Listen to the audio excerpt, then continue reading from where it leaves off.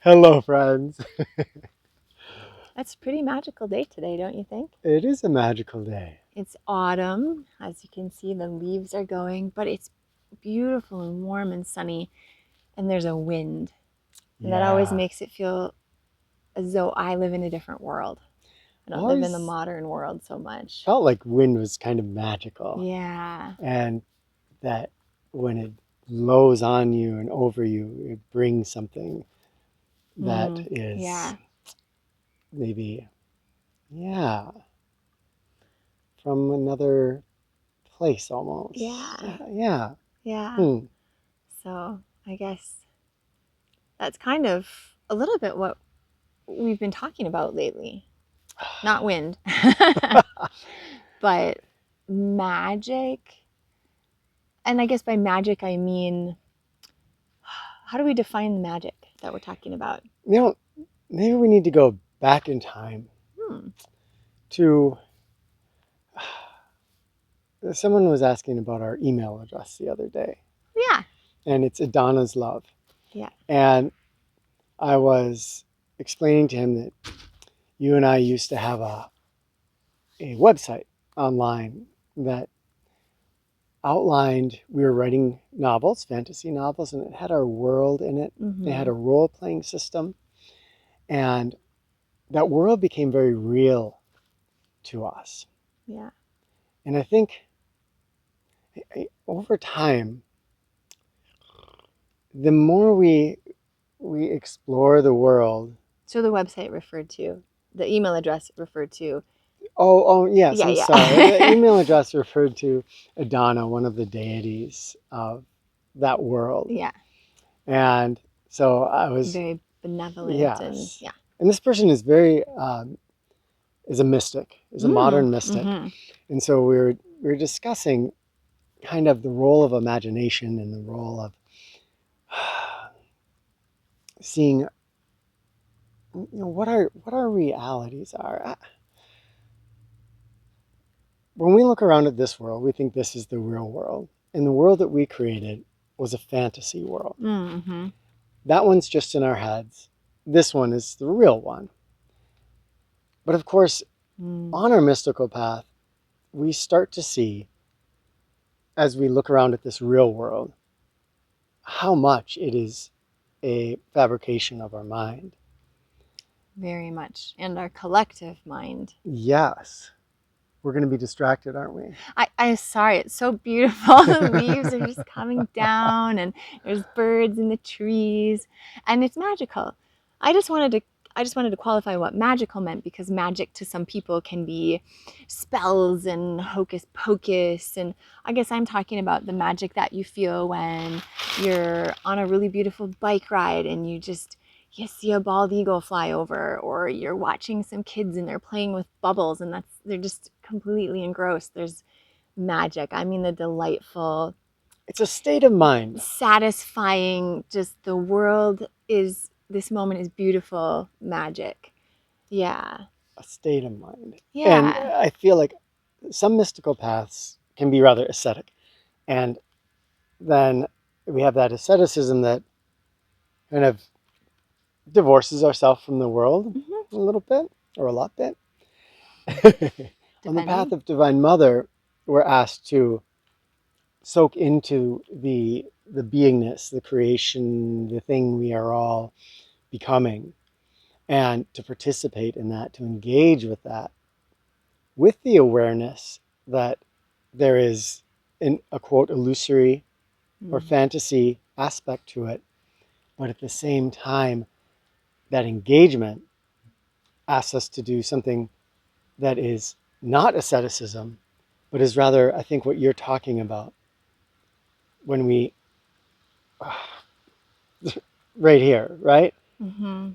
When we feel this sense of the world that, for me, I think maybe for you too, can feel almost opposite from the what you and I would call the modern mindset. Yeah.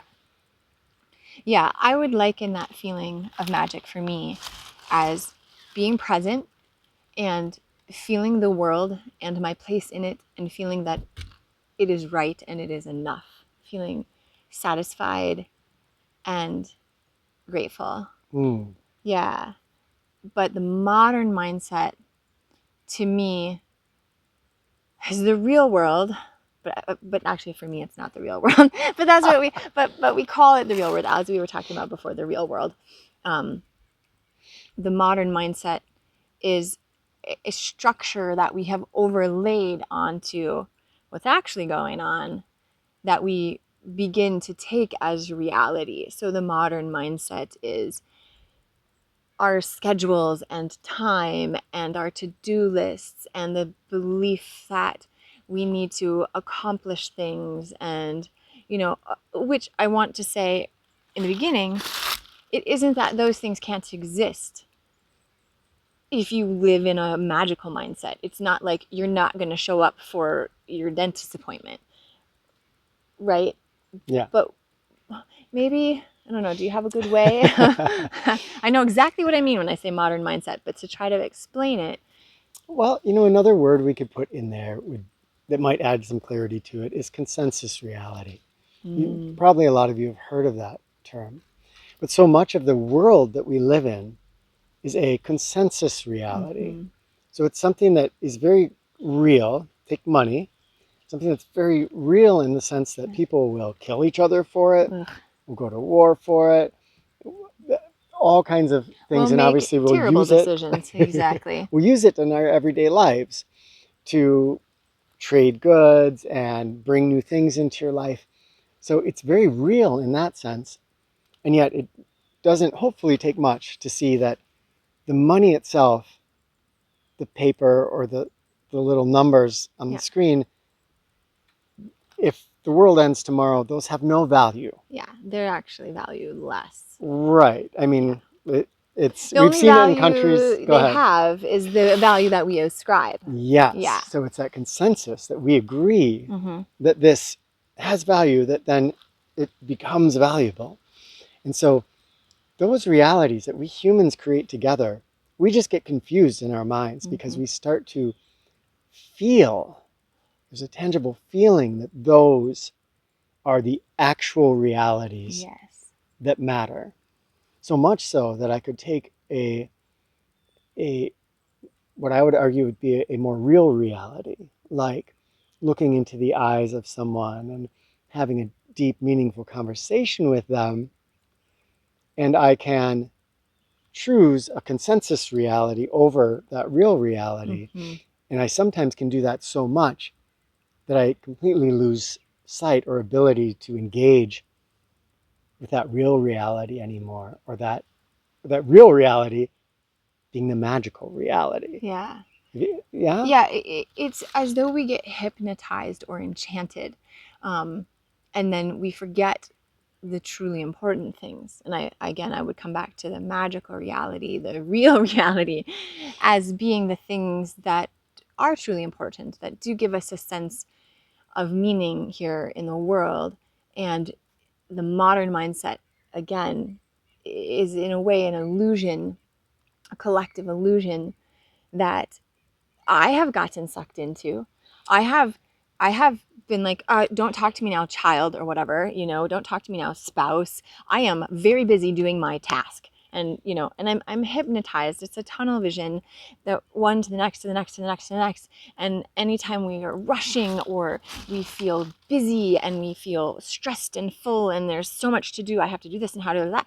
To me, that is we've gotten sucked in to that modern mindset, the cultural ideals that if we look at, we just were thrust into that from the time we were born. No one ever sits down with you in elementary school and says, hey guys, just wanted to talk about how we look at the world. And there's these things like time and money and their concepts, and do you want to believe in those, and if so, here's a healthy way to Yeah. and then you should have it again in middle school, and you should have it again in high school, and then you should have a whole course on it in college. But no one tells us that, so we continue to take it as reality, and we see other people treating it very seriously, and so then we take it seriously. We think so alike. As I was going to say, for me, I wake up in the morning and I often have a choice, and it's a choice of sometimes I make the wrong choice of, which is, am I going to lose myself into the modern mindset, the consensus reality? It's easy to do that because there really isn't training, as you said. Mm-hmm. We put a lot of importance in our world on the consensus reality things. And the things like paying attention to someone and being engaged as a listener and in a conversation, those are things that maybe in our personal relationships will come up. Someone saying, "You're not listening to me," Mm-hmm. but it's not deemed important enough usually that we devote years of education to it as we would to, let's say, mathematics. I spent 9 years learning mathematics from first grade to high school. Maybe there was one class once on conversation or listening. I don't think when we were there. Maybe there is today. Maybe nowadays it's different. But that should be the thing that we're getting 9 years of, maybe, if we're at going to least get if it something. could be included as a half an hour class 5 times a week, would that be so much to ask? Yeah, and I think the Path of Divine Mother asks us to start examining where we really hold on to modern mindset values that we haven't maybe had a chance to explore. And I think the Path of Divine Mother asks us to deepen our magical mindset. Again, if you don't like the word magical, you can pick something else that seems more, Non-consensus reality. right, whatever. I mean, if you know what it means, aspects. what we mean is, this is gonna, maybe some people won't like this, and that's okay, because I don't always like it either. But I think about, hey, I'm gonna die, okay, and you're gonna die, okay, and what do I want to be remembering when I'm dying? What do I want to look back at my life and say, yeah, guess what? I chose to clean my kitchen sink when my kids were inviting me to go out and pick flowers with them. Will I be like, yay, that was a great choice, And so, in a weird way, I think it's important to realize, and we talked about loss last week, to realize that we shouldn't have to wait until there's a loss. We shouldn't be jerked out of the modern mindset when something tragic happens, or when we lose a job, or when some major change happens. Don't wait for those times. Go now. Start exploring now, because we don't know when will be our time. And I know when I take my last breaths, I'm going to want to think, you know what? I set aside some stuff that our culture would think was super important in order to connect with you. I don't know. In the end, I feel as though we can only take our connections with people, our memories, the love, and that's what I want to build for myself. I think this brings up one of the fears people have about mystical paths. And there's probably some relation to ascetic paths in here, because there's an implication here that, well, we're going to shield this from wind. Do you want a piece of wood or something? I think would be okay. Okay. It's just a little bit. We love being outside and filming, but we are not professional filmers, so we have it's called a dead cat. Oh no! A little fluffy thing around our and so it's all set up, but there's still a little crack in the back where wind gets in. So that's why you see us. Yeah. So the fear, the mystical path. Yeah, is anything ever going to get done? Oh yeah. Because if I'm not putting importance on cleaning the sink, and I'm always going to choose paying attention to my children, the sink will soon become a cesspool of growing mold and so I think there's a couple ways, that's that ignores a big part of the whole spiritual path. But do you have anything to say to that? You go ahead. That's okay. Go ahead. Plow ahead. So if that's a concern of yours, I would be concerned about my sink turning into a cesspool. Yeah. Well, and it's the same thing. If we're not, you know, if we really learn the game of money and we pay attention to it, we're going to tend to probably be better off than if we just let money be a side thing and give most of our attention to other things. And so it's as we look forward at our life, what decisions are we going to make? How are we going to balance these out? If I really do want to walk a mystical path, does it mean that I kind of have to give everything away and not have a family and not have any of the worldly things? But there's two things along this route that make sure that the sink stays clean. And the first is recognizing that, and this is good for our rational minds, I think, a little bit, is recognizing that They need a lot of hand holding. they do. There is the aspect of my mind that's the modern mindset part. It's like a little guy up here that that really wants to be important. It wants to emphasize the important aspects of the modern mindset. And so it spends a lot of time and energy doing that. And Yeah. it is the part of our brain that's going to say, the sink will not ever get clean. Yeah. So the first way we can satisfy that little part of our brain is by realizing that when that modern mindset brain is going, waking up in the morning going, okay, I've got this, and I've got this, and I've got this, and I've got this, and it's making a big list, and it's concerned and worried about that, that takes way more mental energy than we think. And that if we start to spend less time in that part of our brain, we free up mental space that actually makes it, in a way, easier to get some of those things done. Yeah. And there's a puzzle in there that we have to kind of figure out, because how are we going to get things done if we're not worried about getting them done and concerned about getting them done? But then there's something that goes deeper. And this gets into a something that in some paths is called faith, or would equate with the idea of wu wei or mushin.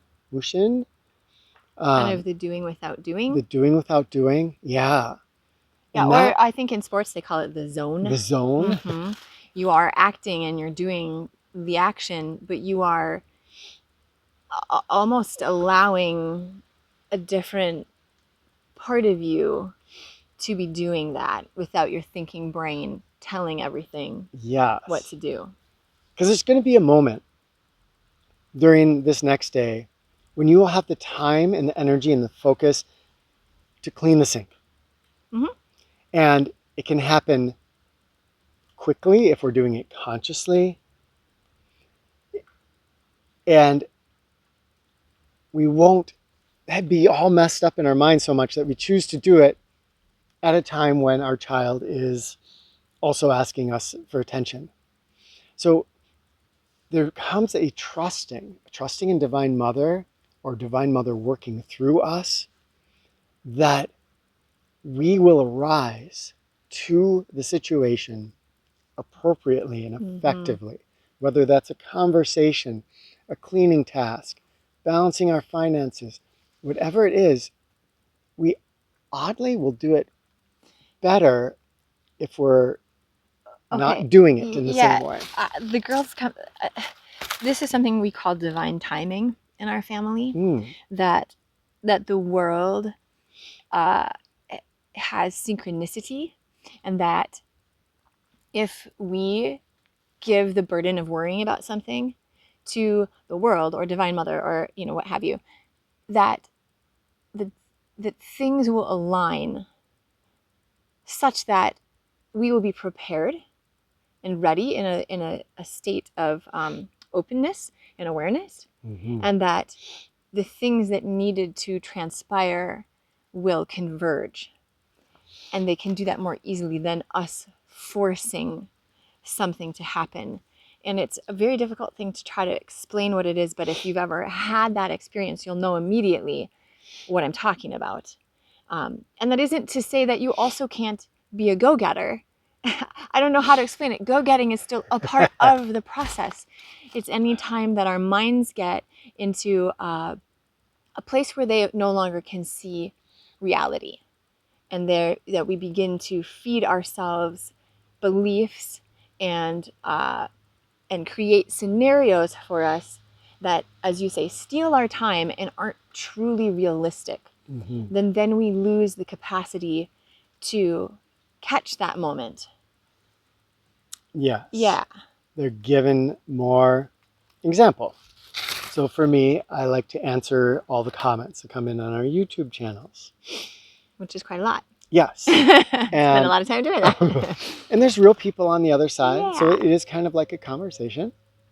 But there's also a consensus reality aspect to it where I can give it sometimes more importance than, or more timeliness. It doesn't, with talking about that divine timing, a different time weight than it perhaps deserves. Because if you leave a comment, you probably understand that we're not on tech a lot. It might take us a couple days. But if I see your comment come in, I often feel compelled to try to get to it right then.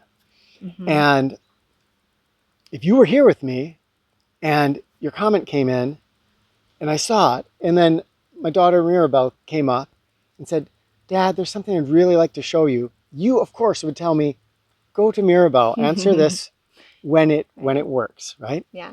But my mind can get caught into that loop. And that's a non-trusting of the divine timing. There's I'm going to replace God with Divine Mother here. And there's this old story about the camel and tying up your camel. Maybe you've heard it. And I think it speaks to this, where the,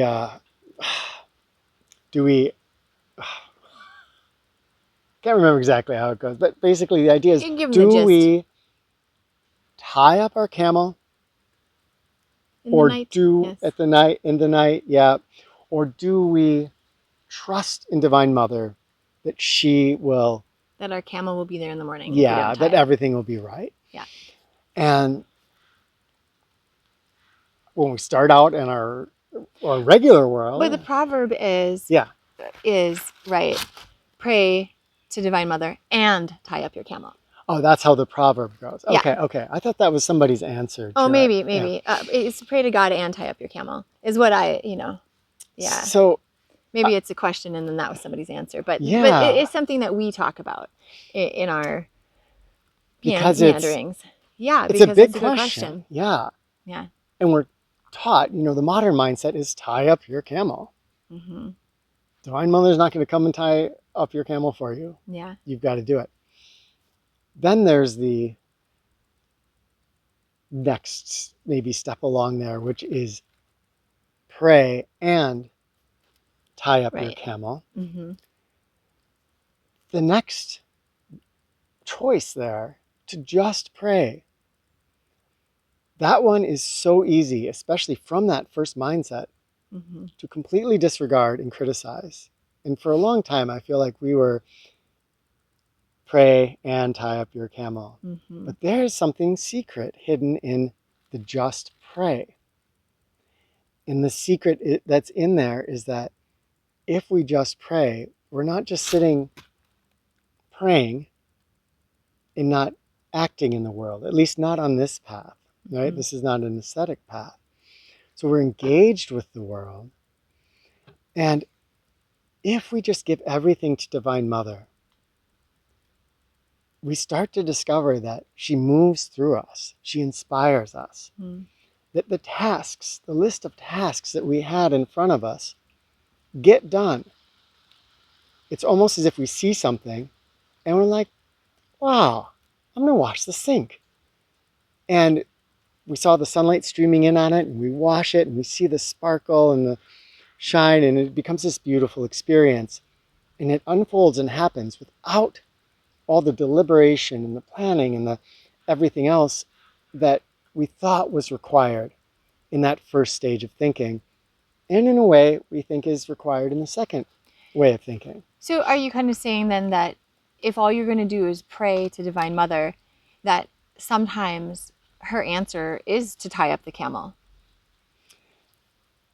Yes. And that If that doesn't we mean that we are tying up the camel with it. This is like a really complex, subtle, like it seems like one thing on the surface, but underneath you have to be really careful about how you interpret all of this. Because, if we just say, oh, just pray to God, oh, just pray to Divine Mother and all will be taken care of.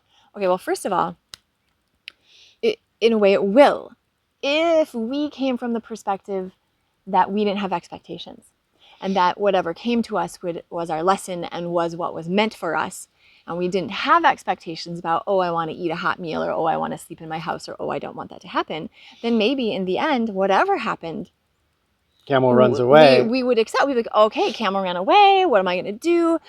We go on this huge adventure across the desert. We write a book about it. We become bestsellers. Wow, if my camel had never run away, what the heck? Right. And then that was like a positive thing. But I guess what I'm saying is we as humans have this construct of how life should look. And so as long as we're trapped in that, if you think, oh, I just pray to God and everything will be okay, well, then you can't get upset when it's not okay because it doesn't fit what you think should be. Right? So I think when we're saying pray to Divine Mother, we right now here are talking about something more than just what could seem almost kind of lackadaisical, right? We're talking about a deep relationship with Divine Mother. An engagement, yes. And an examination of our expectations, and an examination of our fears, and an examination of our life choices, and a whole bunch of other things that require us to do what I call work, but isn't necessarily bad work. But it does require us not just to, be distracted and hypnotized by the modern mindset. Yes. We have not done one on prayer. Oh, but yeah. I'm going to give a hint to what prayer means in the path of Divine Mother. Because prayer, of course, if we've grown up in many of the more orthodox traditions, when we think of prayer, we think of either sitting around the dinner table and saying grace, or we think of sitting alone in our room and praying. Or being in church. Or being in church. Or synagogue, or wherever, yeah. And so there's another way of looking at prayer, which is that prayer starts to infuse our whole life. In the path of Divine Mother, the prayer is a falling in love, a process of falling in love. And as we fall in love with this, prayer becomes a constant thing. Prayer is not different than cleaning the sink. Yeah. It is I'm not so glad you brought this up. different than, tying up your camel. Tying up your camel. But now we're doing it in a very different way. We've entered the magical mindset. Yes. Versus the modern collective illusion mindset. Yes. It's like same action, just different feeling, Yes. It's like the pictures that you see. Maybe we've brought this up before of the old woman, but it's also the young woman. It's the same thing you're looking at. You just see one thing or the other thing. So from the outside, you may not see a difference. One person ties up that camel. They're doing it with a sense of anxiety and fear. Is my knot right? Oh, geez, my camel going to run away. The other person is tying up the camel, feeling the rope in their hands, making the knot, and in a way, not even super attached to whether the camel stays or not, because they know that adventure and writing the book is waiting on the other side of the apparent negative of losing your camel. And it allows us to then play with life in a different way. There's another little aspect to this story that you like to tell sometimes, where this person became playful in a very creative way with Well, this this tying was of a the story. camel. I don't remember where I heard, but a person, okay, in the desert, you're tying up your camel at night. And so this gentleman was going out with a string of camels, and he gets to tying up the last camel, and the last camel doesn't have the rope to tie it up anymore. And he thinks, oh my gosh, We lost a rope on the way. what am I going to do? And so then he's like, well, wait, we do this every single day. I'm just going to pretend like I'm doing it. And so he goes through the motions of tying up the camel, getting the camel hitched to the ground, even though there's no rope. And camel goes to sleep, and that's fine. Everybody gets up in the morning. He gets his string of camels ready. He starts taking off, and he sees his camel still just sitting there. And he's like, what the heck? Doesn't have a rope or anything. Well, he realizes, oh my gosh, the camel still thinks it's tied up because I haven't yet gone through. So he goes through all the motions, gets the camel, and off they go. And then it's a weird thing, but we don't always know. It tells a story about how the things in life that from the modern mindset we're taking really seriously and heavily can completely change how they appear, how Yeah. we interact and relate to them. And imagine if cleaning the house felt fun, or cooking meals felt fun, or even balancing your checkbook felt fun. What if you started to fall in love with all these aspects of the world, the ones that Divine Mother is becoming all around us and through us, including the consensus reality ones, the ones that formerly were the modern mindset things that we were nervous about before? I think if we could be playful, we would enter the magical mindset, even if it's the modern mindset. Anything can be done from a magical perspective, from that magical perspective. And the playfulness is the key to that. And I think anytime we feel ourselves rushing, or we feel, I should do this, I've got to get this done, it's really important to stop and ask ourselves, do I, first of all, right? Yeah. And whose belief is this? Who is telling me this?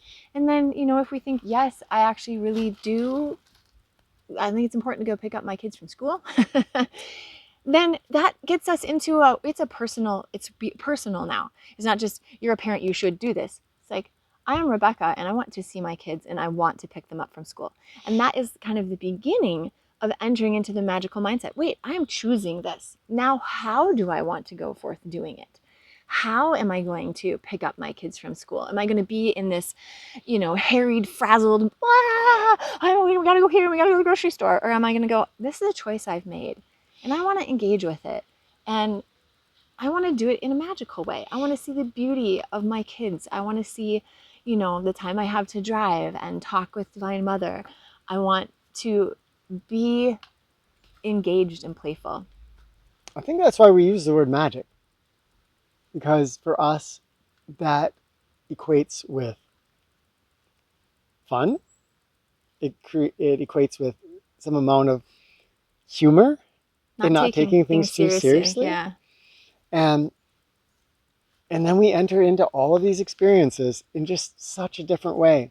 Again, we actually get more done than we would have before because our mind is not spending any energy on the worry and the heaviness, which is super taxing to our mind, that heaviness. Very, very exhausting. And boom, life changes. We pick up the kids from school, and we have our big list of things to do, but we know if we don't get to all those, it's okay, and we soak into experiences that otherwise, oh, look at that. Okay, there's that new food truck. Yeah. And oh, there's one of our friends at it.